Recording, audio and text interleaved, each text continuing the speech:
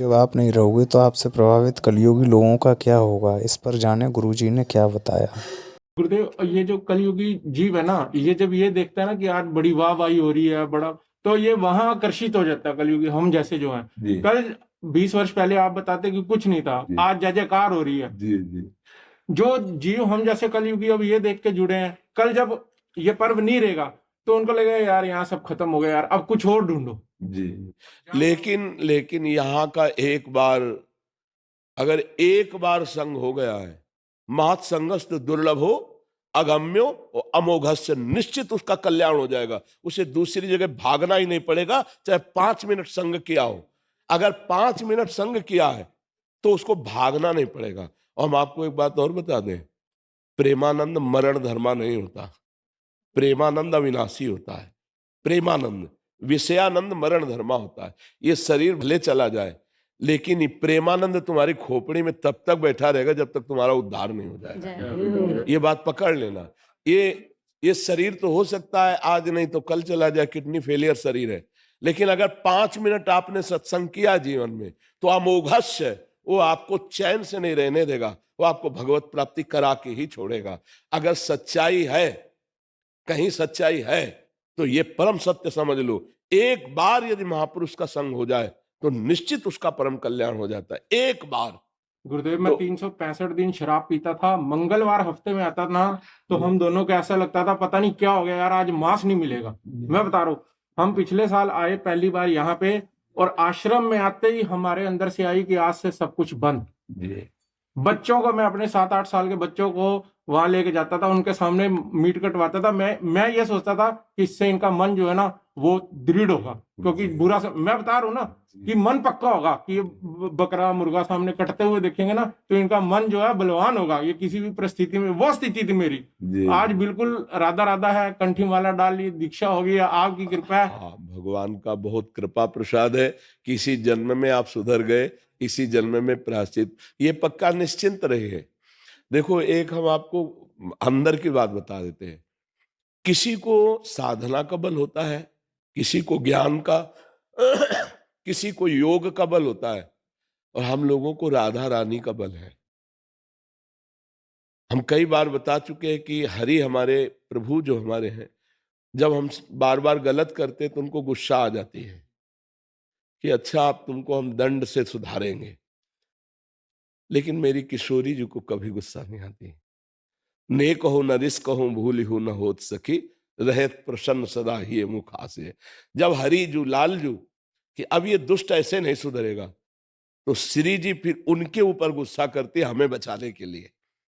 तो ऐसी अलवेली सरकार के हम शरण में हैं। उन्हीं के वादे के अनुसार हम आपसे कह देते चिंता मत करो, निश्चित भगवत प्राप्ति होगी, क्योंकि श्री जी हमारी बहुत करुणामयी है। उन्हीं की करुणा पर विश्वास करके कहते अपने में कोई सामर्थ्य नहीं। कई बार कहा है रेल के डिब्बा में कोई सामर्थ्य नहीं, लेकिन इंजन से ज्यादा लोगों को ढोके डिब्बा ही ले जाता है, ले जाता है ना। इंजन में 2-4 लोग होते हैं, डिब्बा में सैकड़ों लोग होते हैं। हम लोग डिब्बा है पक्का, हाँ डिब्बा है, पर बहुत बड़े इंजन से जुड़े हैं। उसी इंजन के प्रभाव से हम कहते हैं भगवत प्राप्ति हो जाएगी। आप निश्चिंत रहिए।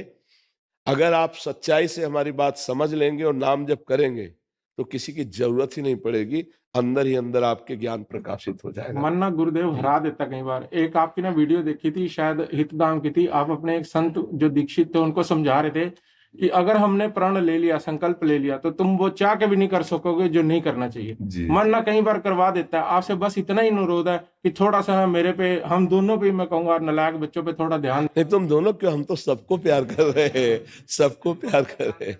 हाँ, आप चिंता न कीजिए।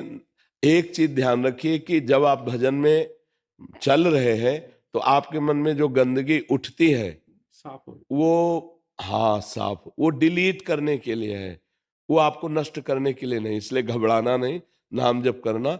अगर कोई भी चूक हो जाती है तो क्यों हुई इस पर विचार करना, चूक पर विचार मत करना, और उस क्यों को सुधार लेना। और हमसे गलती होती ही रहेगी, लेकिन हम ऐसी जगह हैं रहत न प्रभु चित चूक किए की, करत सुरत सहबार है कि हमारे प्रभु गलतियों की तरफ नहीं देखते। अगर हमारी गलतियों की तरफ देखें तो हम कभी भगवत प्राप्ति के अधिकारी नहीं बनेंगे। वो बड़े कृपालु हैं, पर हम ऐसे कृपालु के साथ धोखेबाजी ना करें, हम उनकी कृपा को रौंदे ना, उनके प्रतिकूल ना चलें, तो छोटी मोटी जो हमसे त्रुटि होती है वो क्षमा करके हमें इसी जन्म में इस संसार से मुक्त कर देंगे। नहीं, आगे जो आने वाला समय है वो बहुत भयावह आने वाला है। अब जो समय आगे आएगा, अभी तो 4,32,000 में 5,000 वर्ष हुए कलयुग के, इसके आगे जो समय आने वाला है, कलयुग का बड़ा तांडव होगा। बड़ा नकारात्मक सोच, निगेटिव विचार बढ़ते चले जाएंगे और सत्य विचार देने वाले नहीं मिलेंगे, बिरला ही कोई। शास्त्रों में लिखा है, जो जितना नौटंकी नाटक कर लेना उतने भीड़ वहां इकट्ठा होगी। आप ये भी बात समझ लो।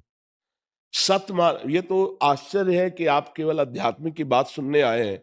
यहाँ किसी को वादा नहीं किया जाता कि तुम्हारा रोग ठीक होगा, किसी को जंतुर नहीं दिया जाता और प्रसाद भी नहीं दिया जाता, क्योंकि इतनी सामर्थ्य है कि हम सबको प्रसाद दे सके।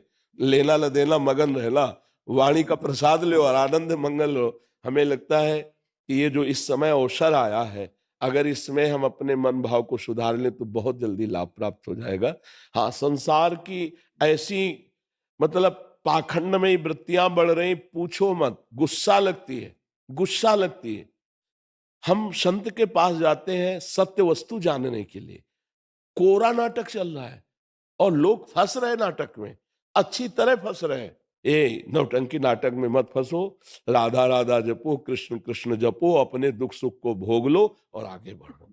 आज समय बहुत परे, इसीलिए कह रहे हैं आगे जो समय आने वाला है, छोटे छोटे ऐसे पाखंड फैलाए जा रहे हैं जिनमें लोगों को भगवान से अविश्वास हो रहा है, लोगों को इस धर्म से अविश्वास हो रहा है, संतों के प्रति जो हमारी भगवान की बुद्धि है कि साक्षात भगवान, वो अविश्वास हो रहा है। कैसा कलिकाल तांडव कर रहा है। अभी अभी 5,000 वर्ष हुए हैं, आगे क्या होगा 4,32,000 में, अभी तो 32,000 में नहीं पहुंचा है। इसलिए अभी कल्याण कर लो, आगे चलकर वो महापुरुष नहीं मिलेंगे जो सतमार्ग बता के भगवत प्रेम प्रदान कर दे। बड़ा दुर्लभ होंगे भी तो अपने एकांत सेवन करके अपना कल्याण कर लेंगे, क्योंकि समाज मानने वाली नहीं।